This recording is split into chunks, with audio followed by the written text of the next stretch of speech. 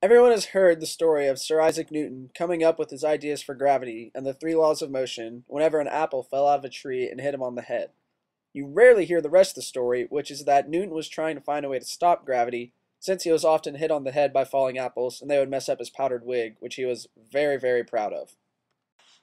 Alright, here's a picture of a free body diagram, what we've been working with all semester. Now go ahead and look at the next one, which is a simple elevator on a cable tension problem. This one hasn't been very complicated, but let's go ahead and look at the really scary one we did a few days ago. Alright, and then here we have two blocks on a pulley system with two different slopes. Now you notice the only force that's been constant in all of these is gravitational force, but we haven't actually looked at how we calculate gravitational force or where it comes from. In order to get a better understanding of gravity, let's qualitatively look at an example. We know from 4th grade science that the sun is exerting gravitational force on the earth. That is why we stay in orbit. The first thing you notice in this example is that there are two bodies of mass, the earth and the sun. In order to have a gravitational force, you have to have at least two bodies. It helps if you think of gravity as an attractive force, such as electricity or magnetism, but for mass. Just like with electric or magnetic forces, gravitational force acts on both objects equally. Now some of you may be asking, if the force acting on the earth is the same magnitude as the force acting on the sun, then why doesn't the sun orbit the earth? This is a good question.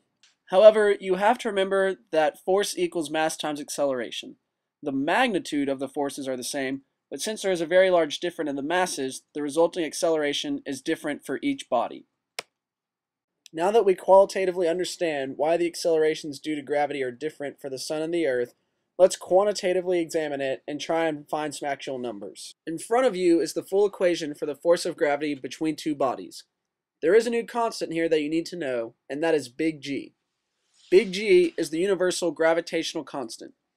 It is important to note that gravitational forces are the same everywhere in the universe, and that they are constant.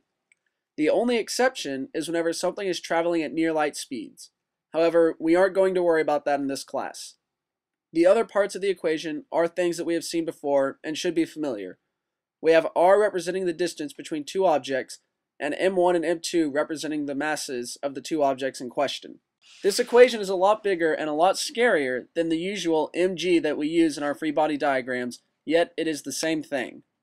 The following values are all constants that would be used for any problem we are solving, provided that we are near the Earth's surface.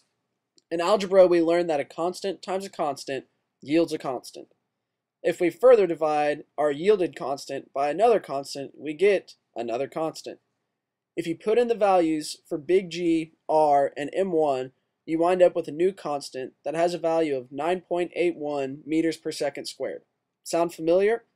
This is where the value of the magical little g we use in almost all of our equations comes from.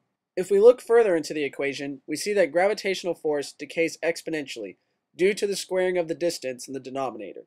This is why an astronaut in orbit feels virtually no gravitational force from Earth, despite the fact that the space station is only 300 kilometers above Earth's surface. Compare that to the results you see here on Earth.